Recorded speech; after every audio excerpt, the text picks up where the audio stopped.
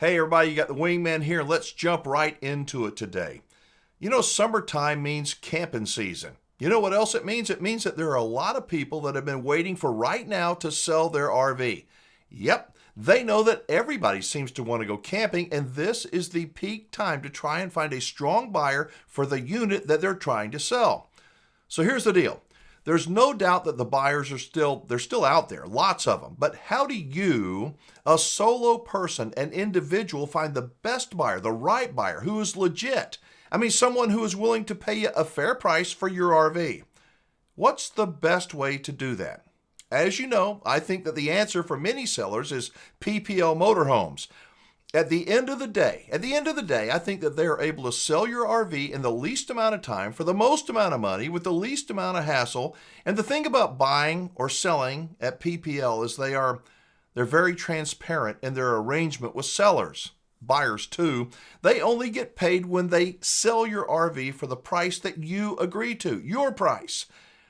And once they do all the required paperwork, they've got the transaction closed, they get 10% of the price they sold the RV for. So the more they sell your RV for, the more money they make. So it's in their best interest, obviously, yours too, if you're a seller, to get as much for your RV as possible. But how about from a buyer's perspective?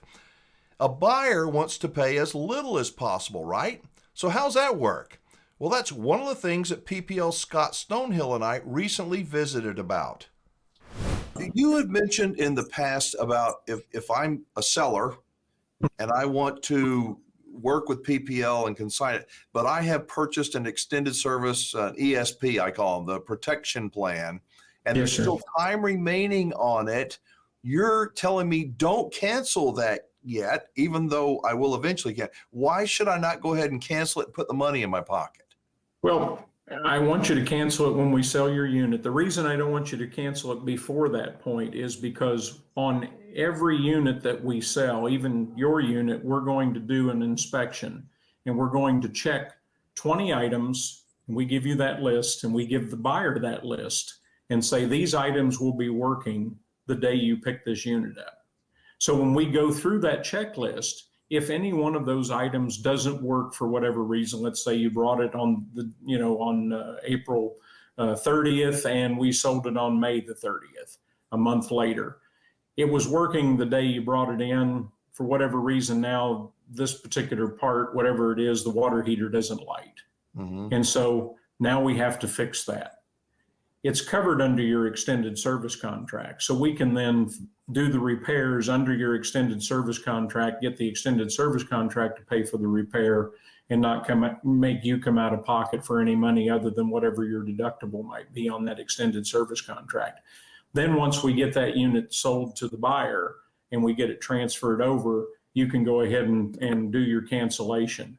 Now, what does that cost you? It's going to cost you maybe one more month of owning that extended service contract.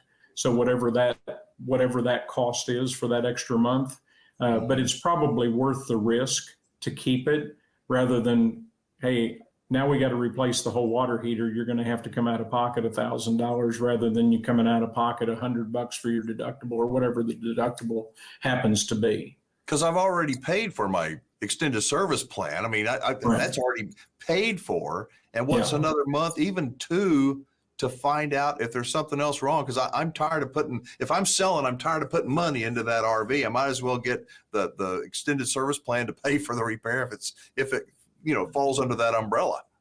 Correct. Absolutely correct. And we want you to have that protection, during the time that, we're trying to sell it for you. If I am a buyer and I troll the PPL website, which I do, I'm not going to buy an RV right now, but every day I go to the PPL web just to see what's coming in. But if I find a unit on your website and I want to make an offer, if it's a $50,000, let's just say it's a $50,000 unit, and I come in, I don't want to pay $50,000, but I don't want to offend you and get you mad at me either. Do you have to present, if I say 40 grand, see if they'll take 40 grand. Do you have to present that? Or do you say, look, I'll present it, but they're not going to take it? How does that work? Because I know buyers want to get the best deal possible. I know you're trying to help the seller get as much money as possible. How does that work for the buyer that wants to get the smoking deal and offers a real low price? You know, I had that exact situation yesterday. I was in New Braunfels yesterday, and we had a salesperson came to me and he said, I've got a buyer who wants to buy this unit and he wants to see if he can get it for a price. And I said, great, write it up. Let's take the offer to the seller, or yeah, to the seller. And he said, well, he doesn't want to sign a contract. And I said, well, he needs to understand. Again, I go back to my real estate analogy, right? Anytime you've ever bought a house, you had to write up a contract with your real estate agent. They presented it to the real estate agent of the seller, who then could either accept it, deny it, or counter it. Right. And so I said, go back and explain to your buyer that this works the same way. We're going to print a contract at his offer. We're going to have him sign it. We're going to take it to the seller and we're going to say, look, here's an offer. He's willing to take it. He's willing to do this today, but I need you to either accept the offer, deny the offer, or counter the offer. And so once he did that, the gentleman signed the contract. We sent it over to the seller, and the seller accepted. He went ahead and said, yeah, I'll do it. Now, I will admit the offer was close to what the minimum would be that the seller wanted. So he had to come down slightly off of what his minimum price would be. And when we write the contract, we write it that way. We write it at the minimum is going to be, let's just say for round numbers, the minimum's 50,000. But I'm going to price it at 57.9 to start with. So we've got room between that price and the least he would take. So we're going to try to get the seller more. Yes. But we're also going to have a minimum that we can go to if we need to, so that we don't have to be calling them every time that we're negotiating a deal for them, right? It seems to me that the way you do it is smart, because there are people out there, well, just call them up and see if they'll take 40 for it. But I ain't doing that. Let's see if you're for real, if you're serious. If you're serious, let's ink it, put it on paper. And that's just, to me, the most logical way to do it. And that could probably run some people off, but that's okay. They weren't serious anyway. They're just wasting everybody's time. Yeah, but those are very, very rare, where they're really not serious and they're throwing out an offer that we would consider to be maybe ridiculous, well below what the market value should be on something. And I sit and explain, if you're selling something, if you're selling a house, a car, a boat, an RV, you want the particular buyer who's interested to be serious enough to at least offer you something that's near what the market value is on that. And it's up to us as professionals to be able to talk to that buyer and explain, that offer is really not reasonable. That offer is not something that even I would want to take to the seller. I'll take it to the seller and let them know that, I don't know what we have here, but he's willing to write a contract at this amount. Yeah. And so we're going to be respectful of the buyer. We're going to be respectful of the seller. And I tell every seller, I may bring you an offer that you're not going to like, but if I don't bring it to you, if I don't bring it to you, you're never going to know what's going on with that unit. Right. And if I do bring it to you, you're going to find out that, hey, if I've had 2 or 3 offers that are near the same, we might need a price adjustment. Yeah. Maybe we're priced a little bit too high for the market. Maybe the market has slipped on that particular product.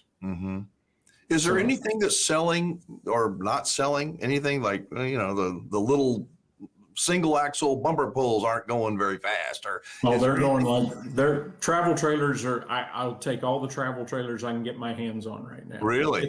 It's springtime. It is family time. They're all looking for travel trailers. And I guess that's why the the book value has gone up. It's that time of year. Now, one thing that has come down slightly on demand is the Class Bs, the van conversion motorhomes. Yeah. They were hot 2 years ago, year and a half ago. You couldn't keep enough of those on the lot. Yeah. Suddenly they've cooled off. The demand has quelled a little bit for those, but it runs in cycles. It just Yeah. does. Well, I Class A think those gas Class motorhomes Bs, are, yeah, those Class Class A Bs gas are really motorhomes are still nice. good. They are. They're Motorhome? very nice, but they're expensive. Yeah, they are. They're I think expensive. that I think that I don't know. I don't want to make anybody mad, but I think that Class Bs, people were going after them, gobbling them up so fast they ran the price up. It was way more than they were worth. But hey, heck, people want to pay it. That's the way supply and demand works. You can remember. I mean, you've been around this game a little bit, and I've been around this game a little bit. We can remember when Road Trek, Pleasure Way, those players in the Class B market, they were there, and everything was a higher price. Yep. And then Thor and some others started coming out with some price sensitive Class Bs, lower price Class Bs. That really flooded the market. And I think that's where a lot of the demand came from. And let's be honest, the Sprinter chassis, the Mercedes engine boom, everybody went nuts for those. And all of a sudden, Winnebago was probably one of the first ones to start building that product. And then everybody got on that bandwagon. Anybody that could get Sprinter chassis and, with the Mercedes engines, diesel engines, tried to build a Class B on that chassis. Well, I hope some of what we covered here is info that you think you can use. Whether you're a buyer or a seller, in many ways, PPL, I believe, they're on the cutting edge of where the market is going. Now, why is that? It's because they only get paid when they sell your RV for as much as possible, for a price that you agree to. It's in their best interest to get buyers to pay as high a price as possible, right?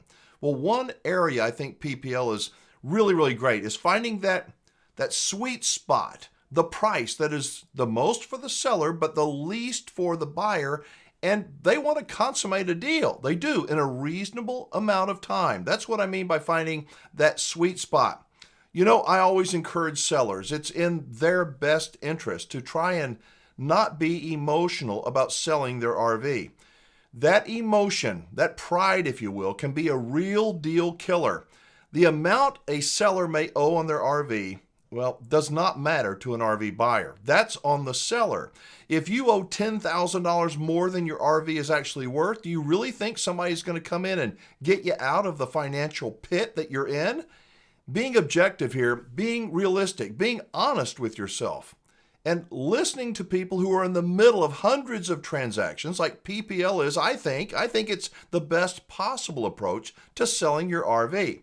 Now, can you do it on your own? Of course you can, and many people do. And if that works out, that's great. But before we get out of here, no matter if you're working with PPL as a seller or you're doing it on your own, remember what Scott said about not canceling your ESP until you find a solid, for real buyer. A lot of buyers now are hiring an inspector before they close on a purchase. If the inspector finds something in your RV that's covered by the ESP, it will save you money in the long run. That's it for today. I do hope you'll check out PPL's website. It's my go-to resource. It really is, to stay on top of what's happening in the real used RV market. A link to PPL is down below. And yes, they're a member of the RV Dealers I Trust Network. I'll see you again very soon. Bye-bye.